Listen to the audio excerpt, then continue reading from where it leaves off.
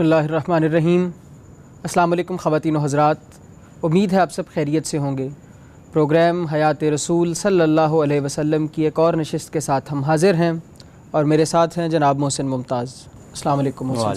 गुज़िश्ता नशिस्त में हमारी गुफ्तगू इस मौजू पर जारी थी कि रसूलुल्लाह सल्लल्लाहु अलैहि वसल्लम के आखिरी इंज़ार और कुरैश से ऐलान बरात के बाद अब सिर्फ़ हिजरत का मरहला ही बाकी है, और फिर दूसरी बैत अक़बा हो जाने के बाद जब अंसार ने वहाँ से आकर रसूलुल्लाह को दावत दे दी तो अब हिजरत का मरहला ही बाकी बचता है।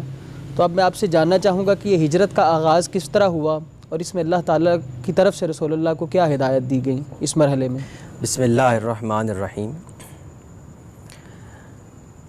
जैसा कि हमने पिछले नशिस्त में ये बात की कि बैत उक़बा सानिया के नतीजे में अब हालात साजगार हैं कि मुसलमान यहाँ से हिजरत करके मदीना चले जाएं, और 72 जो सहाबा कराम हैं उन्होंने आपको ये दावत दी है कि आप मदीना आ जाएं। अब मक्के से मदीने हिजरत करने का जो मरहला है वो आ जाता है। मुसलमान जो मक्के के अंदर हैं सहाबा कराम, वो अल्लाह के रसूल सल्लल्लाहु अलैहि वसल्लम के पास आकर ये शिकायत करते हैं मक्के वालों की कि ये हमें जुल्म जो तशद्दुद है वो इस कदर बढ़ गया है कि हमारी अब बर्दाश्त से बाहर है। यानी उनको पता चल गया था कि वहाँ पर यानी मामला इस तरह बन गया कि ये वहाँ जाने वाले हैं। उन्होंने मज़ीद तशद्दुद शुरू कर दिया है मुसलमानों पर। ज़ाहिर है जब जालिम शख्स हो जाए तो अपनी तस्कीन के लिए ये काम करता है। उसको पता लग जाए कि वो हार रहा है तो वो अब अपनी तस्कीन के लिए, तकब्बुर की तस्कीन के लिए, अना के लिए, हठधर्मी के लिए ये काम सरंजाम देता है। तो मक्के के जो सरदारान कुरैश थे उनको ये मालूम हो गया था कि अब ये लोग हमारे हाथ से निकल रहे हैं। तो अब उनको एक नई मुसीबत ये पड़ गई कि अगर ये यहाँ से चले जाते हैं तो ये हमारी तो हुकूमत ख़त्म हो जाएगी, हम बिल्कुल ख़त्म हो जाएंगे। अल्लाह के नबी सल्लल्लाहु अलैहि वसल्लम ने मुसलमानों से ये कहा कि अभी मुझे हिजरत का इज़्न नहीं मिला है, इसलिए अल्लाह ताला तुम्हें सब्र दे, इस्तकामत दे, अपने ईमान पर कायम रहो। चंद ही दिन गुज़रते हैं तो अल्लाह के रसूल सल्लल्लाहु अलैहि वसल्लम हशाश बशाश और खुशी के साथ मुसलमानों के पास तशरीफ़ लाते हैं और आप फरमाते हैं कि अल्लाह ताला ने मुझे हिजरत का इज़्न दे दिया है और मुझे मुतय्यन तौर पर बता दिया है कि वो यसरब का इलाका है जहाँ पे तुम हिजरत करके जाओ। मुसलमानों में खुशी की लहर दौड़ती है और आप फरमाते हैं कि तुम अकेले अकेले जाओ, जमात के साथ जाओ, जैसे भी तुमसे बन पड़ता है तुम हिजरत कर जाओ। अल्लाह ताला की तरफ से ये इजाज़त मिल गई है। मुसलमान अपना साजो सामान समेटते हैं और हिजरत की तैयारियों में लग जाते हैं। कुरैश को ये बात हरगिज़ पसंद नहीं है, इंतहाई नागवार है कि लोग यहाँ से हिजरत करने वाले हैं और हिजरत कर रहे हैं। अच्छा। सही रवैया तो इंसान का ये होना चाहिए कि उसको ये देखना चाहिए कि इन लोगों में ऐसी क्या बात है कि ये अपना घर बार छोड़कर, हर चीज़ छोड़कर, तिजारत का सामान हो, बीवी बच्चे अब उठा रहे हैं और चले जा रहे हैं। उनका घर यहाँ पे है, उनके वालिदैन यहाँ पे है, कईयों के बहन भाई यहाँ पे हैं। तो ईमान ऐसी क्या चीज़ है इनके अंदर, ये इंसान को सोचना चाहिए। लेकिन इंसान जब कुफ्र को आखिरी दर्जे में इख्तियार कर ले, कुफ्र क्या है? हक़ को जानते बूझते इनकार कर देना। नहीं, कुफ्र ये है कि बात तुम्हारी ठीक है, मैं नहीं मानता हूँ। जैसे हम पिछली नशिस्तों में ये बात बयान कर चुके हैं कि अल्लाह ताला ने ये बयान कर दिया, काफ वल कुरानिल मजीद, ये सूरह काफ है और कुरान अपनी कलाम इलाही होने पर खुद गवाह है, इसे किसी दूसरी चीज़ की ज़रूरत नहीं है। ये इसलिए ईमान नहीं ला रहे कि इन्हें ये मुसीबत पड़ी हुई है कि ये क्यों लाया है। ये शख्स आम आदमी है, तो ये हमारा सरदार होता तो हम ईमान ले आते। ये कुरैश का रवैया मुसलमानों पर उन्होंने अब हिजरत के दौरान तशद्दुद ये डालना शुरू किया है, वो उनको जाने नहीं दे रहे। जो कोई जाता है तो वापस ले आते हैं, उनको कैदो बंद की मुसीबतें बर्दाश्त करनी पड़ रही हैं। खैर मुसलमान वहाँ से किसी भी तरह गिरते पड़ते हिजरत कर जाते हैं मदीने में, और अल्लाह के नबी सल्लल्लाहु अलैहि वसल्लम अभी मक्के के अंदर ही हैं और आप दुआएं कर रहे हैं, रब्बे अदखिलनी मुदखला सिद्क़िन व आखरिजनी मुखरजा सिद्क़िन वजअलनी मिन लदुनका सुल्तानन नसीरा।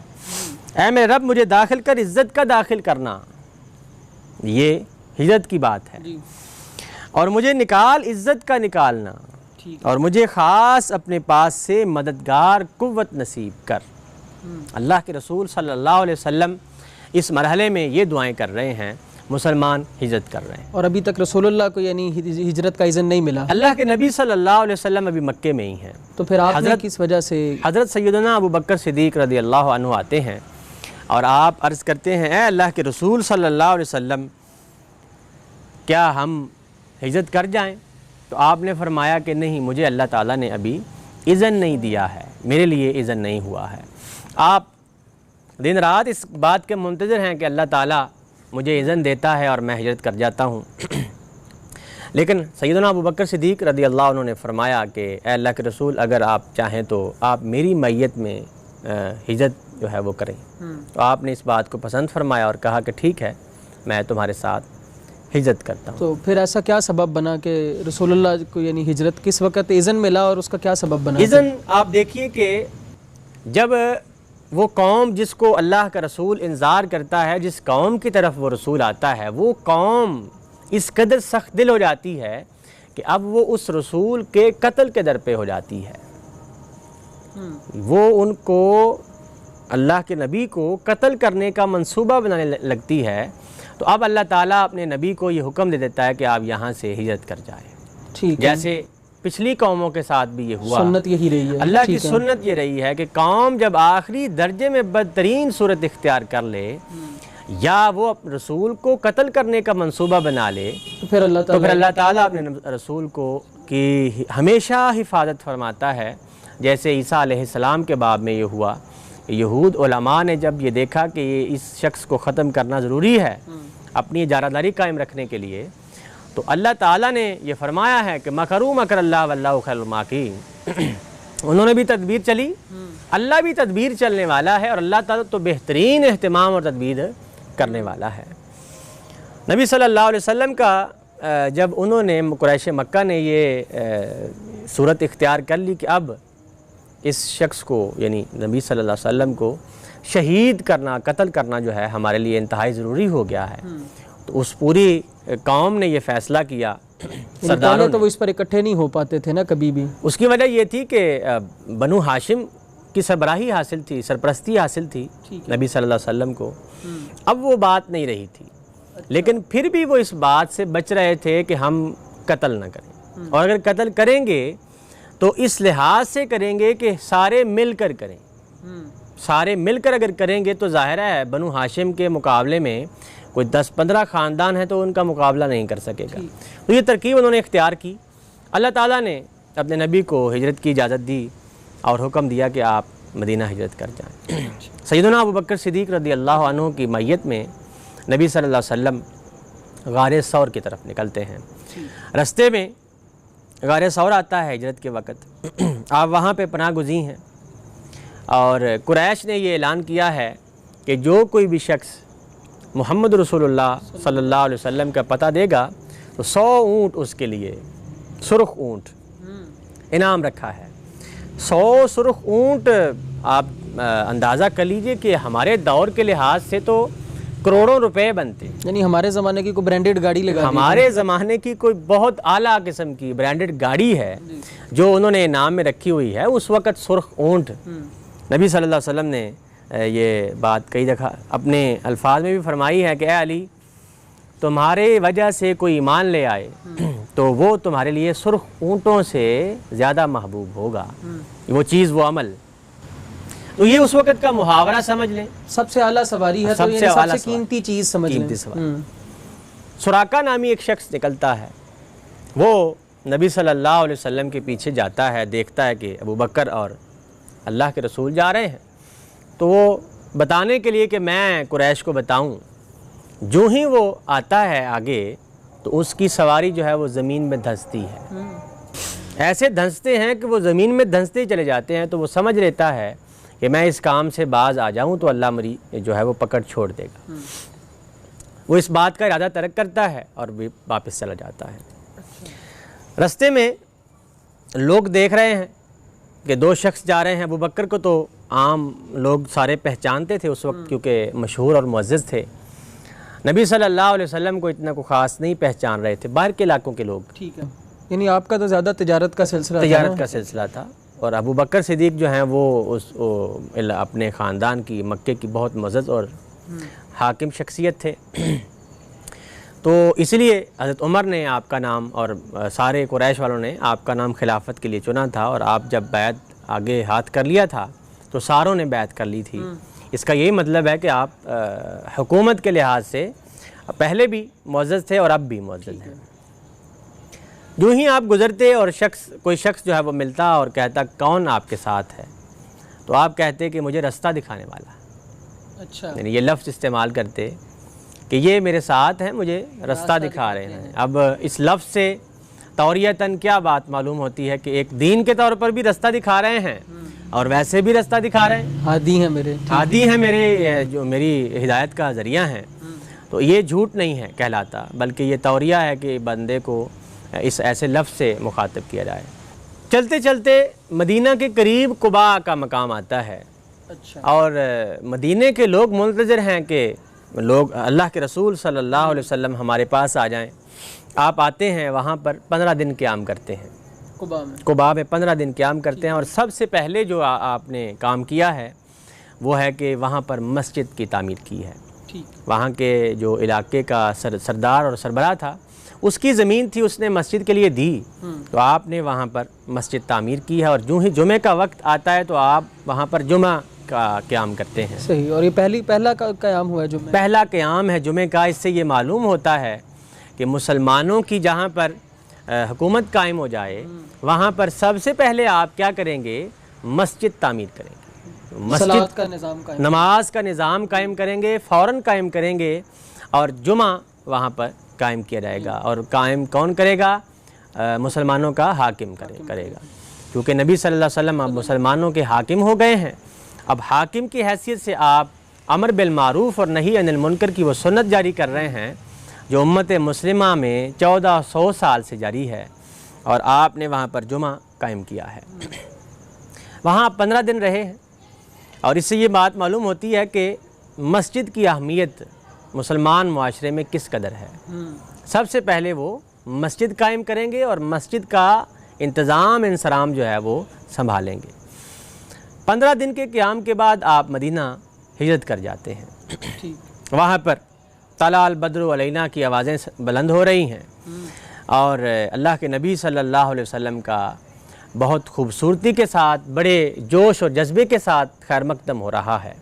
और वही बात कि अलम नशरह लका सदरक, और वो बिशारतें जो अल्लाह ने आपको दी, और वो बैतुल मक़दिस तक, मस्जिद अक़सा तक जो बिशारतें थी, अब वो पूरी होने का वक्त आ गया है। और अल्लाह ताला ने फरमाया था कि मैं इसे कमाल तक पहुँचाऊँगा, कमाल तक पहुँचा दूँगा। और ये तुम देखोगे कि ये वसाअन अहवा हो गया है, सरसब्ज़ व शादाब बाग बन गया है। तो अब वो बाग जो है वो अपने इत्माम तक बढ़ रहा है।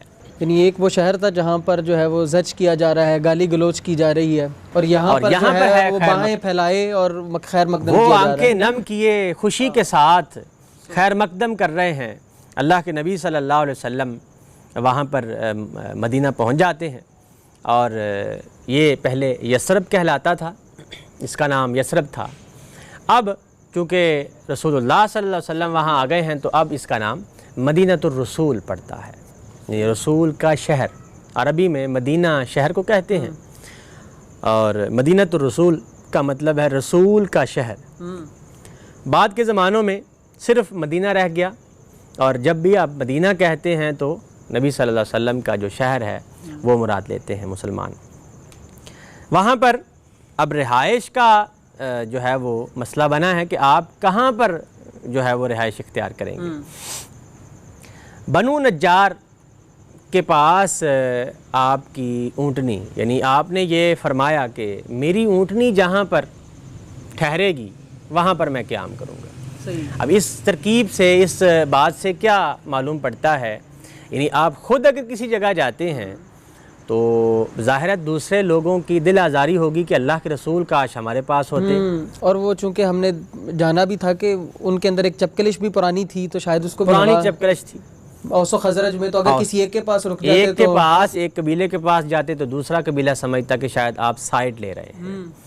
तो आप इस बात से बचने के लिए आपने कहा कि मेरी ऊँटनी जिस मकाम पे ठहर जाएगी वहाँ पे मैं क़याम करूँगा। और ज़ाहिर है इसमें लोगों के लिए ये बात कहने की कोई वो बनती नहीं थी कि अब आप खुद इख्तियार कर रहे हैं, बल्कि ऊँटनी बैठ गई। तो ऊँटनी बैठती है बनु नज्जार के एक इलाके में, वहाँ पर जब बैठ जाती है तो करीब हज़रत अबू अयूब अंसारी रज़ी अल्लाह अन्हु का घर था। तो आप सल्लल्लाहु अलैहि वसल्लम 7 महीने अबू अयूब अंसारी के पास रहते हैं। अच्छा, ये मदीना मुनव्वरा तक हिजरत का जो सफ़र है वो मुकम्मल होता है। आज की इस नशिस्त का मेरा आखिरी सवाल आपसे ये है कि जब हम कुरान मजीद में रसूलों की दास्तान पढ़ते हैं तो हमें मालूम होता है कि रसूल जैसे ही हिजरत का उन्हें इज़्न मिलता है और जैसे ही वो उस बस्ती को छोड़ते हैं तो पीछे सारे मुनकिरीन पर अज़ाब आ जाता है अल्लाह ताला का, और वो सफ़े हस्ती से मिटा दिए जाते हैं। लेकिन जब हम रसूलुल्लाह सल्लल्लाहु अलैहि वसल्लम की सीरत में देखते हैं तो आप मदीना हिजरत कर गए हैं और उसके बाद भी एक अरसे तक अज़ाब नहीं आया, तो ये अचानक अज़ाब ना आने की वजह क्या बनी है? ये अहम सवाल है और हमारे मौर्रिखीन की, सीरत निगारों की और मुस्तशरिकीन की जो इतराज़ करते रहते हैं उनकी तवज्जो इस बात पर नहीं गई है कि नबी सल्लल्लाहु अलैहि वसल्लम जब हिजरत कर आए हैं तो पीछे मुसलमान अभी मौजूद हैं, मुसलमान मक्के में मौजूद हैं जिनको ज़ोर ज़बरदस्ती और जुल्म व ज़्यादती का निशाना बनाया जा रहा है। किसी को कैदो बंद की सोबतें बर्दाश्त करनी पड़ रही हैं, किसी का कोई भाई है, किसी की कोई माँ है, कुछ को हिजरत नहीं करने दी गई, तो वो रोक के रखा हुआ है। तो अल्लाह ताला ऐसा नहीं है कि वो उस कौम को जिस पर अजाब का वो अजाब नाजिल करना चाहता है अब मुसलमानों की मौजूदगी में नाजिल कर दे, ऐसा नहीं है। बल्कि अब वो जो पिछले रसूलों की जो सुन्नत है वो ये थी कि सारे के सारे ईमान वाले रसूल के साथ चले जाते थे और पीछे बिल्कुल किसी के ईमान लाने का शायबा तक पीछे नहीं ख़त्म हो चुका है। ठीक है, कोई मुसलमान नहीं बचा है जो रसूल के साथ हिजरत न कर गया हो। वो हज़रत नूह हों, वो सालेह हों, वो शुएब हों, वो हज़रत लूत हों, जितने भी अम्बिया हैं रसूल जो बनाए गए हैं उनके साथ सारे ईमान वाले हिजरत कर जाते हैं। तो यहाँ पर क्या मसला बना है कि ईमान वाले जो हैं वो नबी सल्लल्लाहु अलैहि वसल्लम के साथ सारे के सारे नहीं हिजरत कर गए, बल्कि भी पीछे काफ़ी बाकी हैं। तो अल्लाह ताला ने अज़ाब करो। और फिर वक्तन फ़ौक्तन हम देखते हैं कि वो इस्लाम लाते भी जा रहे हैं, बहुत सारे समझ आ रही है। ऐसा हो रहा है कि मक्के से लोग, कुछ लोग हैं जो सरदार तो नहीं हैं लेकिन उनके साथ रहने वाले नीचे जो डर की वजह से ईमान नहीं ला रहे थे, वो बाज़ औक़ात ऐसा सिचुएशन पैदा होती है कि यार ईमान लाना ज़रूरी है, क्योंकि सलीमुल फितरत थे, सच्चाई को पसंद करने वाले थे, तो उनके अंदर ईमान की किरण जागती है और वो ईमान लाते हैं और हिजरत की तरफ निकल पड़ते हैं। लेकिन वहाँ पर जो मुसलमान हैं वो क्या कह रहे हैं? रब्बना अखरिजना मिन हाज़िहिल क़रियति ज़ालिमी अहलुहा, ऐ हमारे रब हमें इस ज़ालिम बाशिंदों की बस्ती से निकाल और हमारे लिए अपने पास से हमदर्द पैदा कर और हमारे लिए अपने पास से मददगार खड़े कर। ये वो अल्फाज हैं, ये वो दुआ है जो वो उस वक़्त मुसलमान कर रहे थे जो मक्के के अंदर हैं। ये दुआएं उनके दिलों से निकलती, अल्लाह ताला ने इस वजह से कुरैश पर अजाब रोक लिया है। और इसके बाद अल्लाह ताला ने मुसलमानों को किताल की इजाज़त दे दी है। अच्छा, अब ये किताल क्या है? किताल ये होता है कि अब उस वक़्त तो इजाज़त नहीं थी क्योंकि मुसलमान इस पोजीशन में नहीं थे। ठीक है, इजाज़त मांगने के बावजूद इजाज़त नहीं दी गई है। तो अब इजाज़त दी गई है, इन्नल्लाहा युदाफ़िउ अनिल्लज़ीना आमनू इन्नल्लाहा ला युहिब्बु कुल्ला खव्वानिन कफूर। बेशक अल्लाह ताला उन लोगों की मुदाफ़त करेगा, उनका दिफ़ा करेगा जो ईमान लाए हैं। अल्लाह ताला हरगिज़ बदअहदों को, नाशुक्रों को पसंद नहीं करता। जिनसे जंग की जाए उन्हें जंग करने की इजाज़त दी गई है। जो आपसे लड़ना चाहें अब आपसे अब गुत्थम गुत्था हो रहे हैं, आपको तंग कर रहे हैं, आपकी बर्दाश्त से बाहर हो गया है, आपको अब इजाज़त है अल्लाह की तरफ से कि आप किताल करें।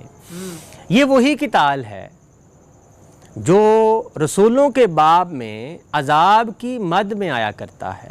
अच्छा, कुरान मजीद में सूरह तौबा में जो अजाब की सूरत है उसमें ये बात बयान कर दी गई है कि इनसे कह दो हम इस बात के मुंतज़िर हैं कि अल्लाह ताला ऊपर से अजाब नाजिल करे या हमारे हाथों से।